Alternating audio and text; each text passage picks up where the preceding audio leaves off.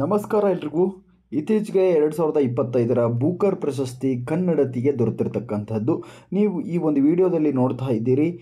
ಈ ಬೂಕರ್ ಪ್ರಶಸ್ತಿಯನ್ನು ಸ್ವೀಕಾರ ಮಾಡ್ತಿರ್ತಕ್ಕಂಥದ್ದು ಲಂಡನ್ನಲ್ಲಿ ನಡೆದ ಸಮಾರಂಭದಲ್ಲಿ 2025ರ ಅಂತಾರಾಷ್ಟ್ರೀಯ ಬೂಕರ್ ಪ್ರಶಸ್ತಿ ವಿಜೇತರಾಗಿರ್ತಕ್ಕಂಥ ಬಾನು ಮುಸ್ತಾಕ್ ಮತ್ತು ದೀಪಾ ಬಸ್ತಿ ಅವರೊಂದಿಗೆ, ಅಂದರೆ ಭಾನು ಮುಸ್ತಾಕ್ ಅಂತಕ್ಕಂಥವರು, ಈ ಭಾನು ಮುಸ್ತಾಕ್ ಅಂತಕ್ಕಂಥವ್ರು ಏನಂದರೆ ಇದನ್ನು ಪುಸ್ತಕವನ್ನು ಬರೆದಿರ್ತಕ್ಕಂಥವರು.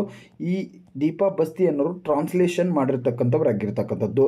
ಮತ್ತು ಅದರ ಅಧ್ಯಕ್ಷರಾದಂಥ ಮ್ಯಾಕ್ಸ್ ಪೋರ್ಟರ್ ಅವರು ಈ ಬೂಕರ್ ಪ್ರಶಸ್ತಿಯನ್ನು ಈ ಒಂದು ಚಿತ್ರದಲ್ಲಿ ಕೊಡ್ತಿರ್ತಕ್ಕಂಥದ್ದನ್ನು ನಾವು ನೋಡ್ತಾ ಬರ್ತೇವೆ.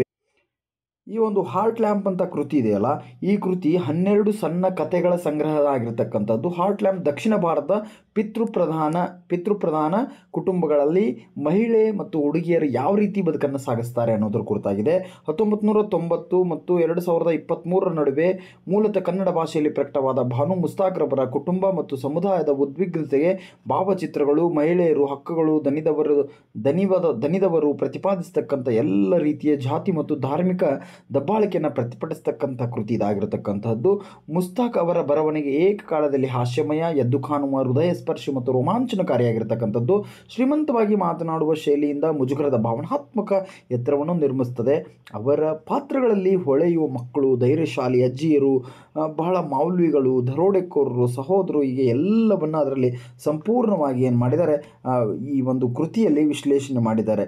ಇಲ್ಲಿದೆ ನೋಡ್ರಿ, ಭಾನು ಮುಸ್ತಾಕ್ ಅವರಿಂದ ಹಾರ್ಟ್ ಲ್ಯಾಂಪ್ ಮತ್ತು ದೀಪಾ ಬಸ್ತಿ ಅವರು ಅನುವಾದಿಸಿದ ಒಂದು ಪುಸ್ತಕ ಯಾವುದು ಇಲ್ಲಿರ್ತಕ್ಕಂಥದ್ದು. ಹಾರ್ಟ್ ಲ್ಯಾಂಪ್ ಅಂತಕ್ಕಂಥದ್ದು ಈ ಒಂದು ಪುಸ್ತಕ ಆಗಿರ್ತಕ್ಕಂಥದ್ದು.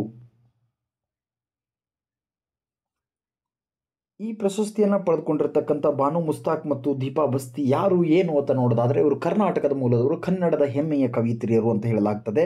ಇವರು ಭಾನು ಮುಸ್ತಾಕ್ ಅವರು ದಕ್ಷಿಣ ಭಾರತದಲ್ಲೂ ಕರ್ನಾಟಕ ರಾಜ್ಯದ ಬರಹಗಾರ್ತಿ, ಮಹಿಳಾ ಹಕ್ಕುಗಳ ಕಾರ್ಯಕರ್ತೆ ಆಗಿರ್ತಕ್ಕಂಥವ್ರು, ವಕೀಲೆ ಆಗಿರ್ತಕ್ಕಂಥವ್ರು.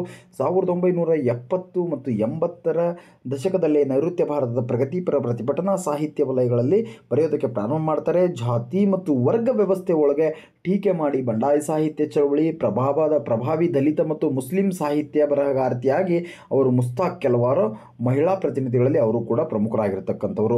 ಮುಸ್ತಾಕ್ ಅವರು 6 ಸಣ್ಣ ಕಥಾ ಸಂಕಲನಗಳನ್ನು, 1 ಕಾದಂಬರಿನ ಮತ್ತು 1 ಪ್ರಬಂಧ ಸಂಕಲನವನ್ನು ಬರೆದಿರ್ತಕ್ಕಂಥದ್ದು. ಅದರ ಜೊತೆಗೆ ಕವನ ಸಂಕಲನ ಕೂಡ ಬರೆದಿರ್ತಕ್ಕಂಥ ಲೇಖಕಿ ಆಗಿರ್ತಾರೆ. ಇವರು ಕನ್ನಡದಲ್ಲಿ ಬರೀತಕ್ಕಂಥವರು. ಕನ್ನಡ ಸಾಹಿತ್ಯ ಅಕಾಡೆಮಿ ಮತ್ತು ದಾನ ಚಿಂತಾಮಣಿ, ಅತಿಮಬ್ಬೆ ಪ್ರಶಸ್ತಿಗಳು ಸೇರಿದಂತೆ ಬಹುತೇಕ ಪ್ರಶಸ್ತಿಗಳನ್ನು ತೆಗೆದುಕೊಂಡಿರ್ತಕ್ಕಂಥವ್ರಾಗಿರ್ತಾರೆ.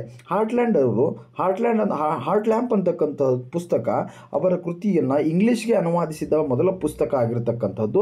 ಅಂತಾರಾಷ್ಟ್ರೀಯ ಬೂಕರ್ ಪ್ರಶಸ್ತಿಯನ್ನು ಗೆದ್ದ 2ನೆಯ ಭಾರತೀಯ ಬರಹಗಾರ್ತಿ, ಅಂದರೆ ಹೆಣ್ಮಗಳಾಗಿರ್ತಕ್ಕಂಥದ್ದು. ಆದರೆ ಹಾರ್ಟ್ ಲ್ಯಾಂಪ್ ಅಂದಾಜು 65 ಮಿಲಿಯನ್ ಮಾತನಾಡುವ ಪುಸ್ತಕಗಳ ಭಾಷೆ ಕನ್ನಡದಿಂದ ಅನುವಾದಗೊಂಡಿರ್ತಕ್ಕಂಥ ವಿಜೇತೆ ಆಗಿರ್ತಕ್ಕಂಥದ್ದು. ಇನ್ನು ಇದನ್ನು ಅನುವಾದ ಮಾಡಿರ್ತಕ್ಕಂಥ ದೀಪಾ ಬಸ್ತಿಯವರು, ಅವರು ಏನಂತ ಅವ್ರ ಬಗ್ಗೆ ನೋಡೋದಾದರೆ, ದೀಪಾ ಬಸ್ತಿಯವರು ದಕ್ಷಿಣ ಭಾರತದ, ಅದರಲ್ಲೂ ಕರ್ನಾಟಕದ ಕೊಡಗು ಮೂಲದ ಬರಹಗಾರ್ತಿ ಮತ್ತು ಸಾಹಿತ್ಯಿಕ ಅನುವಾದಕಿ. ಬಸ್ತಿಯವರು ಅಂಕಣಗಳು, ಪ್ರಬಂಧಗಳು, ಸಾಂಸ್ಕೃತಿಕ ವಿಮರ್ಶೆಗಳು ಭಾರತ ಮತ್ತು ಅಂತಾರಾಷ್ಟ್ರೀಯ ಮಟ್ಟದೊಳಗೆ ಪ್ರಕಟವಾಗಿವೆ. ಕನ್ನಡದಿಂದ ಅವರು ಪ್ರಕಟಿತ ಅನುವಾದಗಳಲ್ಲಿ ಕೋಟಾ ಶಿವರಾಮ್ ಕಾರಂತರ ಕಾದಂಬರಿ ಸೇರಿದಂತೆ ಕೊಡಗಿನ ಗೌರಮ್ಮ ಸಣ್ಣ ಕಥೆಗಳ ಸಂಗ್ರಹ ಕೂಡ ಇರತಕ್ಕಂಥದ್ದು. ಭಾನು ಮುಸ್ತಾಕ್ ಅವರ ಕತೆ ಬಸ್ತಿಯವರ ಅನುವಾದವು ಇಂಗ್ಲಿಷ್ನ ಪೆನ್ ಟ್ರಾನ್ಸ್ಲೇಟ್ಸ್ ಪ್ರಶಸ್ತಿ ಗೆದ್ದಿದೆ. ಅವರು ಹಾರ್ಟ್ ಲ್ಯಾಂಪ್ಗಾಗಿ ತಮ್ಮ ಪ್ರಕ್ರಿಯೆಯನ್ನು ಬಹಳ ಅದ್ಭುತವಾಗಿ ಅನುವಾದಿಸಿದ್ದಾರೆ ಅಂತ ಹೇಳಲಾಗ್ತಕ್ಕಂಥದ್ದು. ಈ ಒಂದು ಪ್ರಶಸ್ತಿನ ತೆಗೆದುಕೊಂಡಿರ್ತಕ್ಕಂತಹ ಭಾನು ಮುಸ್ತಾಕ್ ಅವರು ಏನು ಮಾತಾಡ್ತಾರೆ ಅಂದರೆ, ನನ್ನ ಕಥೆಗಳು ಮಹಿಳೆಯರ ಬಗ್ಗೆ, ಧರ್ಮ, ಸಮಾಜ ಮತ್ತು ರಾಜಕೀಯ, ಅವರಿಂದ ಪ್ರಶ್ನಾತೀತ ವಿಧೇಯತ ಹೇಗೆ ಬೇಡುತ್ತವೆ ಅಂತಕ್ಕಂಥದ್ದು, ಹಾಗೆ ಇವುಗಳು ಅಮಾನವೀಯ ಕ್ರೌರ್ಯವನ್ನು ಹೇಗೆ ಹೇರ್ತದೆ, ಅವರನ್ನು ಕೇವಲ ಅಧಿನಟರನ್ನಾಗಿ ಹೇಗೆ ಮಾಡ್ತದೆ, ಹೆಣ್ಮಕ್ಳನ್ನು ಮಾಧ್ಯಮಗಳಲ್ಲಿ ವರದಿಯಾಗುವ ದೈನಂದಿನ ಘಟನೆಗಳು, ನಾವು ಅನುಭವಿಸಿದ ವೈಯಕ್ತಿಕ ಅನುಭವಗಳು ನನಗೆ ಸ್ಫೂರ್ತಿಯಾಗಿದೆ ಅಂತ ಹೇಳ್ತಾರೆ. ಈ ಮಹಿಳೆಯರು ನೋವು, ಸಂಕಟ, ಅಸಹಾಯಕತೆ, ಜೀವನದಲ್ಲಿರ್ತಕ್ಕಂಥ ನೋವುಗಳೆಲ್ಲವುಗಳ ಸಂಶೋಧನೆ ಇದು ನನ್ನ ಕೃತಿ ಅಂತಕ್ಕಂಥದ್ದನ್ನು ಅವರು ಹೇಳಿರ್ತಕ್ಕಂಥದ್ದು. ಇನ್ನು ಈ ಹಾರ್ಟ್ ಲ್ಯಾಂಪ್ ಕೃತಿಯನ್ನು ಆಯ್ಕೆ ಮಾಡಿರ್ತಕ್ಕಂಥವ್ರು ಇಲ್ಲಿದ್ದಾರೆ ನೋಡ್ರಿ, ಆರ್ಟನ್ ಹರ್, ಬೆತ್ ಆಲ್ಟನ್, ಕ್ಯಾಲೆಬ್ ಪೇಮಿ, ಮ್ಯಾಕ್ಸ್ ಪೋರ್ಟರ್ ಮತ್ತು ಸನಾ ಗೋಯಲ್ ಅವರು ಇದರ ಒಂದು ನಾಮನಿರ್ದೇಶನವನ್ನು ಮಾಡುವಂತಹ ಕಮಿಟಿಯವರಾಗಿರ್ತಕ್ಕಂತಹದ್ದು.